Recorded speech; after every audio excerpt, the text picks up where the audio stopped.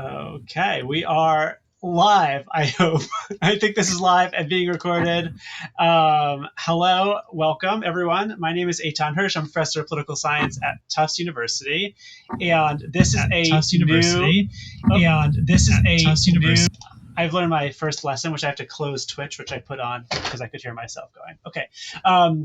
This is a new idea to help students and anyone who wants to learn more about politics in a deeper strategic way, to learn like how someone who has a policy goal can actually get things done in politics. What are the strategies they use to try to get us away from politics as a debate or a sport and into like the nitty gritty of doing real things. And this is also an effort to talk to people on all sides of the political spectrum, at least in the United States, and trying to learn what they have in common, what they have not in common, and hopefully to bridge some divides and see what many of us do have in common, even if we are pursuing different and even opposing policy goals. And so I'm hoping to have a stream every, once in a while, every week or so, interviewing people who are doing the real work in politics. But before then, I wanted to talk to a fellow political scientist and really like probably our generation's leading person who studies political organizing. And so I want to introduce everyone here to Harhie, who is a professor of political science at Johns Hopkins and also the director of the SNF Agora Institute, which is a fairly new, exciting school that's part of Johns Hopkins, which is just doing really fabulous work. And for those who don't know Professor Hahn's work, she's written many books and articles about grassroots organizing and has this amazing combination of using experiments and creative empirical, quantitative empirical strategies with also just like talking and knowing a lot of people. Harhie, thank you for being here. Thanks for having me. I'm excited about the conversation, but I'm nervous about the game. Okay, so I am nervous about the conversation and excited about the game. I've never been like a host of any kind of program before, and this is not meant to be like a very long thing, but I thought that I would just talk this over with you and more to process what I want to do here and get your feedback about it. So the idea of talking to political activists, and not just activists, I would say like local, state and local politicians, lobbyists, anyone who's like has a clear goal and a clear strategy, and learning from them. Like, I guess my first question was, can you help set the stage for us? Like, what does one want to learn in this situation? Who do we need to hear from? How can this expand our understanding of politics? Yeah, that's a great question.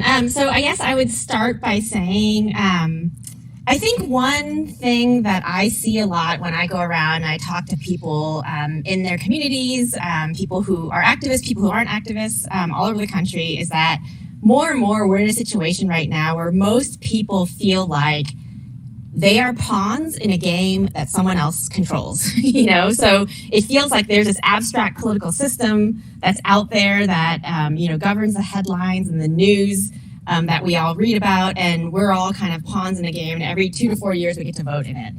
And what that does, and what that underestimates, and part of what I love about the work, Eitan, that you've done, is it misses all the ways in which people are engaged in small p politics in their communities, in their lives, in state and local government, like all over the country. And a lot of the work that people are doing there, really has important impacts on the structure of the lives and the communities that we construct. And so I think that what you're doing is really important in kind of shedding light on that and bringing visibility to that. But the second thing I'll say is that I love that you use the word strategy, to try to find people who have like a real strategy and are trying to get things done. And I think that's one of the things that I find a lot when I go and talk to organizers, advocates, elected officials, people who are doing this work, is that, they do have a real strategy. And sometimes we underestimate the value of that in politics because so many people see capital P politics as being this abstract system that they can't have control over. And so, I hope that through this, you're able to sort of shed light on the ways in which people can have voice at all different levels and the different strategies that they can pursue.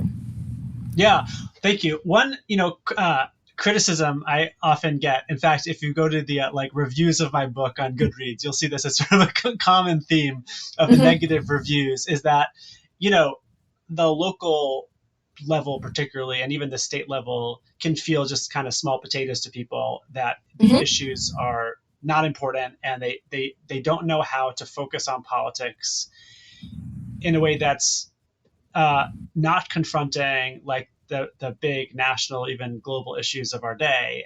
And how do you think about that in your own work in terms of the projects you choose to work on, uh, and this feeling that some people have that state and local politics is just, it just doesn't matter that much.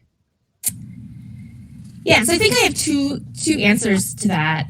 The first is I think I think one of the kind of unique features of the 21st century, right, is that we live in an attention economy.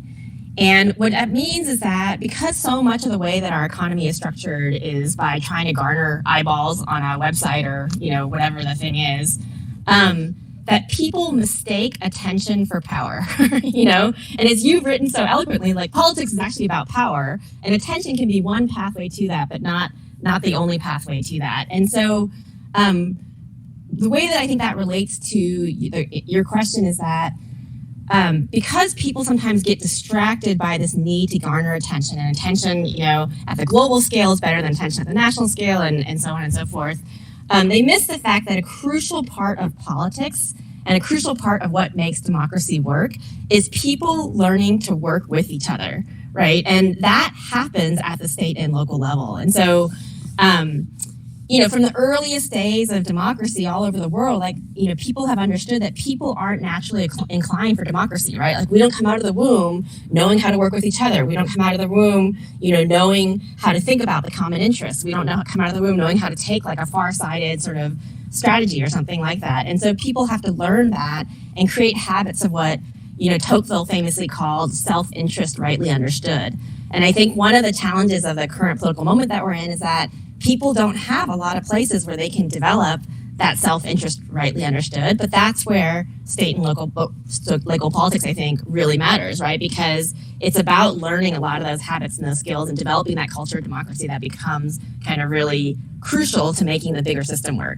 So that's sort of one way to think about it, where I think it's really important. The second way to think about it, I think, is that actually there is a lot of policy, a lot of sort of choices that are made at the state and local level that do really impact people's lives. And here I really love Theda Skocpol's work because she talks a lot about the importance of having federated structures in civil society that match the ways in which people engage to the sort of structure of federal government, which means that a lot of civic associations in the 19th and early 20th century had local chapters that were connected to state chapters that were connected to national government. So even if you were doing work at the local level, it was part of something bigger. So it felt like you were part of something larger than yourself, even as you were doing work in the local community. I think it is still true that power gets channeled in those ways, and we need more organizations that make that connection between the local work and the state and national work, so that power is channeled not only within the kind of work that you're doing in your place, but also is connected to a bigger project at the state and national level. Yeah, yeah. I think that's totally right. And I always, one thing that I like a lot about talking to people who are engaged in politics is that even if they are engaged in something at the state and local level, it's often you're often confronting people who really feel just incredibly high stakes in what they're doing, and when you learn from them, I think that um, sometimes their stories helps like put politics in perspective. It's weird what we're doing here, where we're trying to like play going to play a video game, and it seems like light, and yet we know like around us politics is so deeply important to like saving people's lives and having people live their fullest life. And I struggle a lot with thinking about the balance between those two things. But I'm wondering whether, when you've spent now so much time with organizers and activists and volunteers and local people doing politics in different ways, is there a story that really like you think about, it's just that grips you, that you still think about, of someone who just knocked your socks off with what they were doing, or what they brought to their work?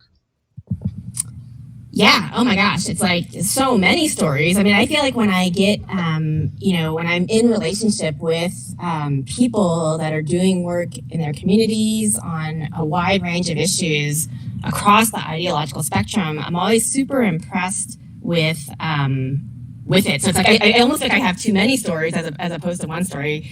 One thing I just want to say in response to kind of like the premise of the question, though, is that I think that because so many people feel so disconnected from politics, and we live in this society where when people get upset by something, they feel like the only thing they can do is like sign a petition or like organize a march on the mall or something like that. What we have is we need more people who feel like they can be architects of their own future, and that's what's so inspiring to me when I go around and meet kind of people doing work at the state and local level. Is here are people who figured out how they can exercise their own agency in the political system. And they might start at the local level, but it often connects to big global conversations that we're having. And so, I'm firmly of the belief that the more we have people who feel like they can be architects of their own future, the better our politics is going to be overall. And so that's, I think, the challenge that, a lot of the work that you write about and other people do is what we're trying to fix. But the stories are sort of too plentiful, I think, more than not.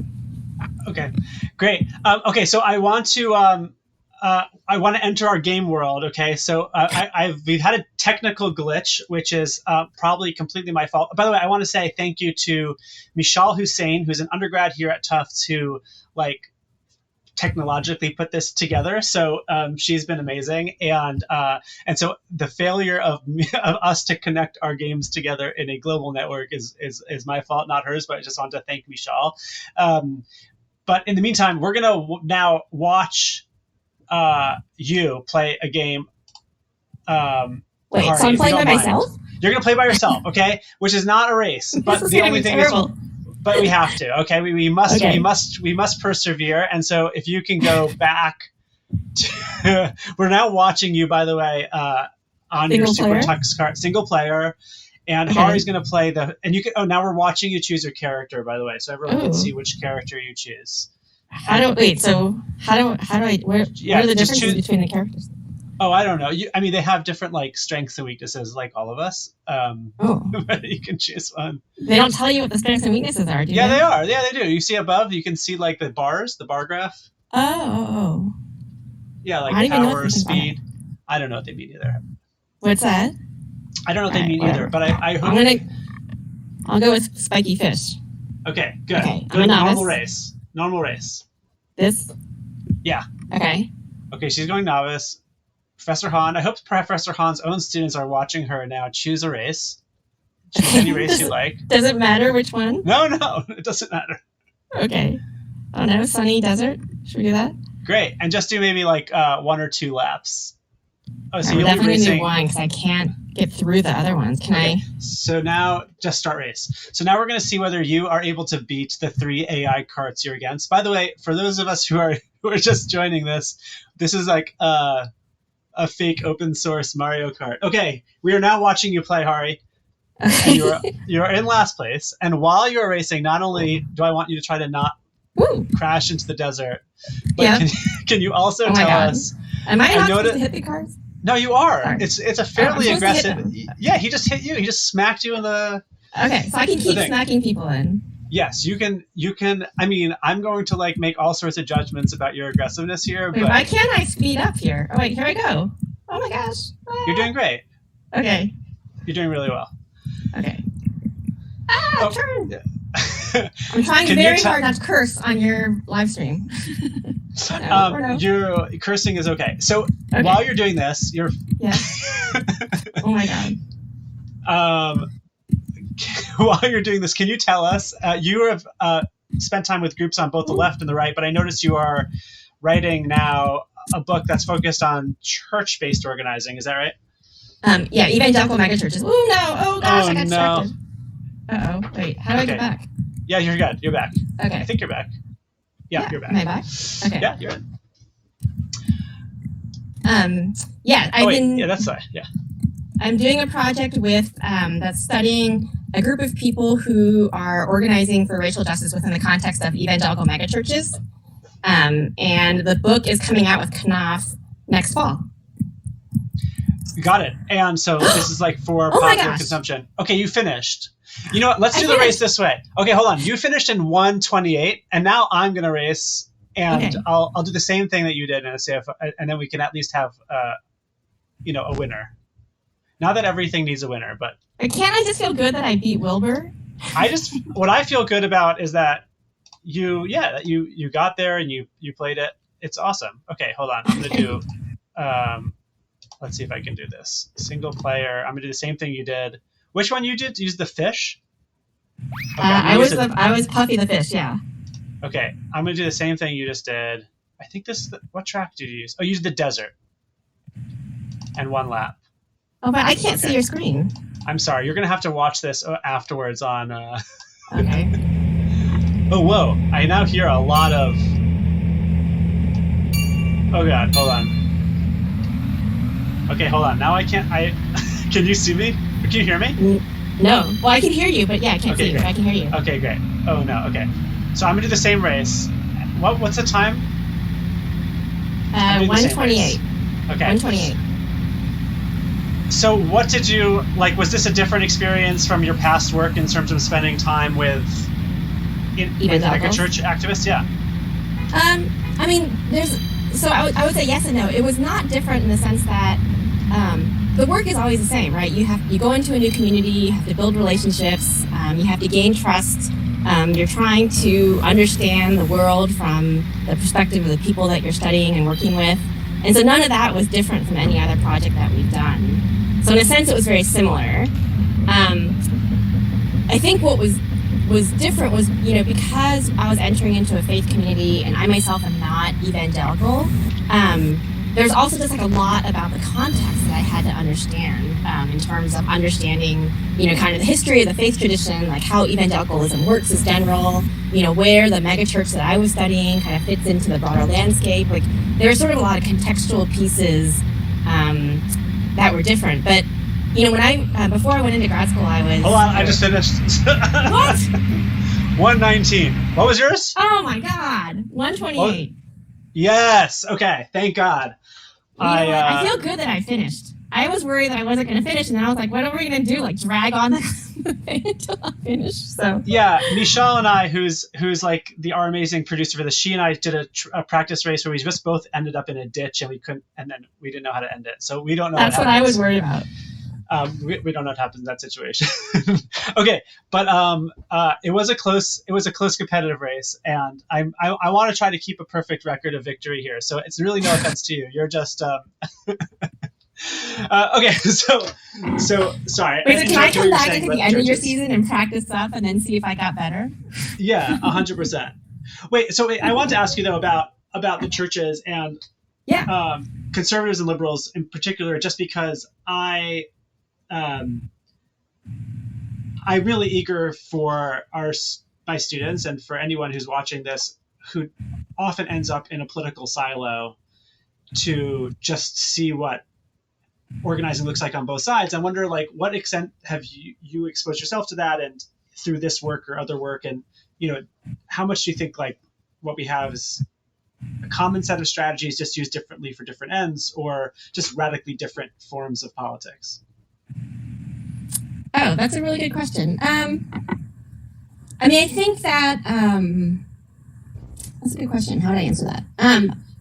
So one of the, before I went to grad school, I worked as an organizer, and I remember one of the people who mentored me in organizing kind of told me this thing which is that, in the end, like people are people are people, so whether you're, organizing in middle-class communities or poor communities, whether you're organizing conservative people or liberal people, like, there's certain basic truths of what makes us human. And a lot of what organizing is about trying to pull people off the sidelines and learn how to put their hands on the levers of change. And so I think there's a way in which the organizing I've seen on the right and the left are very similar. Like the strategies about how you pull people off the sidelines, how you equip people to put their hands on levers of change are very similar across the left and the right. the structure of the way in which the kind of like advocacy networks on the left and the right, the way in which they're structured is really different. So I think that even if the kind of micro practices through how people engage are very similar, the larger context within which they're working, I think, is different, which just has to do with kind of historical contingencies about how they each evolved in different ways. Yeah. Great. So I'm really hoping we'll learn a lot from these conversations. I just really wanted to thank you. I'm honored that you were willing to try this out with me. I've learned so much from your work, and I'm excited to try this. And thank you for being here. Well, super fun, and I'm happy to have learned how to play this game. Okay. Good luck practicing. I hope you will. By the way, this game is now like if my kids are like homesick and they have to come to my office, like while I do office hours, they just sit and play this particular game. So you should bring your kids on and interview them and then see who wins. But I need to maintain my perfect record, so I can only play people who are worse than me. That's my real strategy here. Nice talking to you. Thank you for doing this. All right, have a good day.